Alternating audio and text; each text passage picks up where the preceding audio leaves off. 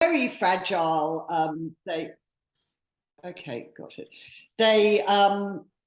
And they're easily destroyed. You'll see how they're used. So these cylindrical hives are made, and these are not uncommon. I've worked with these in Gambia and Indonesia. This is sort of typical of many places to make these hives. And he's got it covered in mud. And then, oh, what's happened? It's stopped responding. Hang on, sorry. Where have we got to? All right, so this is it in its, hang on, let me just go back. Yeah, so this is one from at the weaver's place that you can buy. They're probably about up to a meter long. And here they are. This is what he's doing with it. So covering it in mud. At the end, it's plugged up with bits of just hand-hewn wood taken from a tree trunk. And then it's got a small hole in one end for the bees to come and go, and it's plugged up at the other end. There's nothing inside. This is completely just creating a space for the bees to create their own comb. Obviously, this style of hive was what people would have been using prior to Langstroth. So obviously everything inside gets destroyed. And this is it in situ. So it's wrapped up in whatever people have got, bearing in mind that people have very little in these villages, high up in these gorges, and they use whatever they can. So they make platforms with rocks, put the cylinders on, and then rags, plastic bags, bits of cardboard.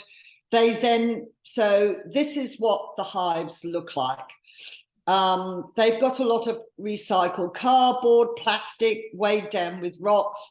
This is to keep them cool, and rocks to keep them up off the ground. And despite the raggedy look of them, the honey produced is just magnificent. And I teach beekeeping here in Australia, and I thought it was really interesting, you know, showing students this after we've just spent a day doing a Langstroth hive making workshop where, you know, everything is so precise and all the bee space and all that. And then you see these hives, which are cobbled together really from whatever is around, and the honey is still just fabulous. So right up close, you can see there's a little hole where the bees come and go. The whole thing is just put together and glued together with mud from that ground. And then they use the old mats on the top, anything to hand. And just bear in mind, look at the landscape. I mean, there's very little to be had up there. So people use whatever they can. And they also make wooden square hives, box hives. And again, these are cobbled together with whatever you can get. You can buy these in bee supply shops. And I have explored looking at that. And when I go back to Morocco this year, I will be, I've found someone who will host my hive. So I'm going to try both the box hives and the cylindrical hives and see how they go. And I'm going to share it on someone's large acre garden on the coast. And in exchange for that, teach this fella a bit about beekeeping. He's from the UK. He lives in Morocco too. So here's a young beekeeper. He's just 21. Met him out on the road. You can see the hives in the background, and his job, he is sent out there by himself. He lives in a tent and he stays out there for up to 3 months at a time, completely by himself. The owner of the hives comes to see him once a month. He brings water and food. And this guy was really pleased to see us when we drove up, because he's living out there completely by himself, day in, day out, fully fabulously protected except for his combs. But, hopefully he's got the gentle bees. But this is typical in Morocco. When you're going through the mountains, you see huge swathes of hives out there. I did wonder about these. I expect you are too, wondering how the honey is separated from the brood with these one-story boxes. But and they go out and then they'll take big trucks and they'll move them. So this ones were out there for the wild thyme, which grows out on these scrubby hills. And here are the cylindrical hives, but in a great big snake. So I think he said there was 110 of those, and they bring these along with them too. But when they finished with these, they will open them all and take everything out and start again with these. So they'll just be there for the one season and then emptied once the thyme has finished flowering. And up here in these mountains, very, very small, remote villages, amazing to go to. The people are absolutely lovely. And here's a house that a family of beekeepers live in. On the ground floor, they keep all their animals, and on the top floor, the humans live.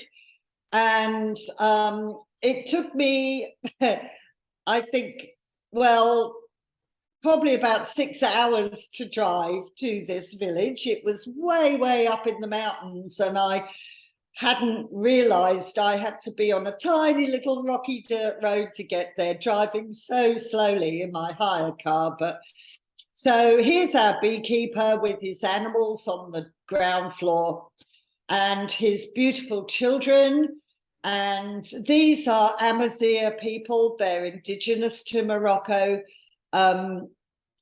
We know them as Berbers, but that's a derogatory term, so we don't do that. But these are the typical Moroccan people up in the mountains, absolutely gorgeous people on arrival. Arab hospitality, well, it's not Arab, it's Amazigh hospitality. Always, when you go to these villages, you have a bowl of honey, a bowl of amlou, a bowl of argan oil, and you have a bowl of nuts. And then they come and wash your hands while you sit there, and they bring you fresh bread, and you dip into all of this. Honey is considered traditional for welcoming people. So complete strangers with hardly anything, and absolutely lovely people. Pollen also, big bowls of pollen. This is part of their daily diet. So you can just imagine how healthy people are with all these bee products daily ingested, incredibly healthy, and well, living up in the mountain gorges, I suppose. So here's the beekeeper. He's working with his cylinder on the top of the mountain, and again using whatever he could to wrap them up. And then completely wrapped up, so only the holes are left for the bees to go in. And sometimes you don't even realize you're looking at an apiary, because it looks like plastic bags and cardboard boxes and all this beautiful honey produced from these hives. But the real draw card of going up to these mountains, and if you look above this, see the little ledge? That's the road I drove on to get here. It's just a little rocky ledge. So this is in Zerki, and it's unique in the world, and it's extraordinary. It's a UNESCO site, and it's called the biggest collective beehive in the world by UNESCO. And this was like, for beekeepers, this is a mecca, and it's extraordinary. It was first commissioned by the king. It was commissioned by the noble families of this region back, well, it's said to be started in the 16th century, but most of this was rebuilt in the 19th century. It's completely made out of mud and tree trunks. And at the time when it was at its height, 200 beekeeping families kept their hives in this place. And it's very, very particular for the wild thyme here. So thyme honey is Morocco's most precious honey. So Inzerki is extraordinary. It's not like anything else you'll see in the world. It's the only one in the world. It's the only one in Morocco. And it was amazing going to visit this. It's all legends. This is Ibrahim, who showed me around, who is the guardian of this place, a very informed and interesting beekeeper himself. And all these ledges fit these cylinders. So you can imagine how many thousands and thousands of cylinders. It must have been extraordinary when it was all up and running and being used. Like, can you imagine how busy it was with the bees? Now it's not so used, and this is partly because some families still do use it, but it's not used so much now because with climate change, the drought in this region is phenomenal. They hadn't had any rain for 4 years when I was there last year. And the drought is just, well, it's killing the bees, and it's really changing life for people there. The government put in irrigation scheme to try and get them water, but it's just not nearly enough. I mean, having an irrigation scheme only means that the water gets to a very small portion, whereas the wild thyme grows all over the rocky surfaces. So really amazing going to Inzerki. And yeah, I mean, I can't wait to take people there. Beekeepers are gonna love this. It's unusual. So yeah, that's Inzerki, and then another region now, going down into the south. So down into the Sahara, into the desert, where you look at that picture and you think, goodness, what do bees do down here in the south? Well, there is vegetation. Here we are. A lot of date palms down there. This is the area where the huge palmeries are. This is really the livelihood for most of the people down there. Although the Saharification of the area, the climate change with the sand moving in, means that huge swathes of these giant date palms are now under sand. Amazing. I drove out in a 4-wheel drive, and in some places only the tops of the palm trees are still visible under the sand. There's also a lot of irrigated areas there, growing food, amazing gardens. But this is typical housing in the desert, completely handmade out of mud, enormous. They're called kasbahs. And you drive down through these villages and you think there's no one around during the day. It can be very hot. So there's no one around at all, but there's hundreds of people inside these giant villages. And this is inside, very, very cool and dark inside. And this is the home of a beekeeper. Very, very interesting, this visit. Somebody saw me driving around in a four-wheel drive, and I was invited into this house to meet this beekeeper who's also an imam, a religious priest. And these are the hives on his roof. So he's got box hives up on the roof. This is where they keep them, and the bees feed in the gardens. They've got big walled irrigated gardens below. And the other way they keep bees here, when I was there, I went down for another visit in July, and the coolest temperature in July was 44 degrees. Very, very hot, like unbelievably hot. And these holes in the wall are actually the hives in the summer. So in the summer, when it's really hot, they block these up with bits of cardboard, and they stick them on the wall with mud, and the bees live inside these alcoves. It's the only way to stop them from just dying of the heat, really. I mean, the humans live in these thick, thick walled mud houses, and so do the bees too. So later in July, when it gets really hot, they will transfer the bees and block them up, and they will live in the holes in the walls of these houses.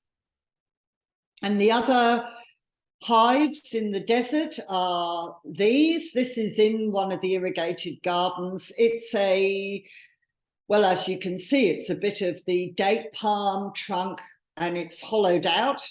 And again, at the front, you can see a little hole bored through. And this serves as a hive like the woven ones, but they use the palm trunks in the south. So this is the hives they produce the honey from there. And a lot of honey from the date palms and the gardens there. So this is the effect of climate change on the Casbahs. This was someone's home, and with the sand coming in, it's completely worn away, that house. A whole village is completely worn away. Where I'm standing now in the sand was a huge river, and it's now sand. So this is what's happening in the south for the beekeepers. You can see there's sort of like a woven fence. They're trying desperately to keep the sand contained, but it's a losing battle. And beekeepers there reckoned in the last 5 years, they've probably lost 40% of their bees because it's too hot and there just isn't enough vegetation left for the bees to feed on. So climate change is very, very visible here in South Morocco. It's a huge issue. A lot of people are losing their livelihoods. You can actually see it really happening there. So in contrast, this is the third area I'll tell you a little bit about. This is in the high Atlas Mountains. So now we're going to the Central Plateau, and in contrast to the desert, a beautiful leafy green, lots and lots of water channels everywhere. And this is high up in the Atlas Mountains where the stone fruit is grown, cherries, peaches, and the apples. Really, really beautiful. I was there during cherry season, and huge donkeys laden with baskets of cherries everywhere. And this is what it looks like up there. It's so picturesque and beautiful. And I went on a hunt. I knew there was honey produced up there because of all the fruit, and went looking for the beehives, which was I ended up walking hours and hours and hours every day to find the beekeepers there, much more hidden. This is the villages where people live, all made out of mud bricks, way up on the mountains. And then the bees were way up beyond that. They keep their bees above the villages, and the only way to get there is either with a mule or walking. And this is the walking tracks through the mountains that only mule or walking. And I spent hours and hours on these tracks way above the villages looking for the beehives. And here they are. You can see the village way below. And these hives were perched on rocky ledges, like unbelievable. And I'm sure quite a few tumbled down at times because they were just balancing on rocks and so on. But what I thought, I mean, when I think about myself beekeeping and then seeing where these hives were, I just think, when you think the only way to move these hives or to get honey out of them or to do any maintenance is to walk right up on these rocky, incredibly hard work for the beekeepers in this region.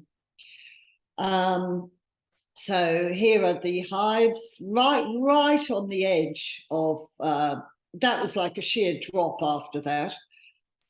And here's the honey produced from this region. You can see there's a lot of much lighter colored honey. That's the fruit honey. That would be apple blossom, almond blossom. And then there's dark honey too, because there is the wild thyme up on the mountains. But a lot of the honey here, the specialist honey, is the fruit tree honey. So, and of course, lots of nuts. They grow a lot of nuts up there as well. So that's that region. So different regions in Morocco, different style of beekeeping, different honeys. And oh, my last picture. This is the tour that I'm taking. And we get to look at a lot of the wondrous things that is Moroccan beekeeping. So if anyone's got any questions or comments, that would be great. And how are we going for time and so on? Fine, we're fine, Amanda. Will somebody just nip down and ask them to put the lights back on? Anybody got any questions? Do they kill the bees in those round hives? Do they kill them? Liz, can you hear me? Yes, we can. Yep. We're just being asked, in the round hives. I can't hear you. Hang on. Can I hear you? I can hear you. Can you not hear us? Hello? Do you want to unshare your screen? See if that helps. I can't hear you. Hang on. Let me see if I can go back to our Zoom. Come out. If you come out of share screen.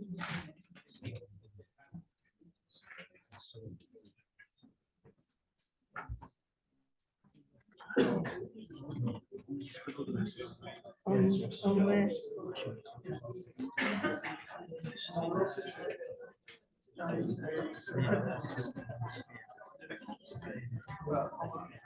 Serious speaking. So which microphone are we using? We want to use this computer one, don't we? Do we? Yeah. Right. Okay. Which is the computer one? That's the one it's on at the moment. Yeah. So it should be. It's not on. Hello, Amanda. Can you hear me? I wanted to stop the So stop the recording, shall we? Yeah.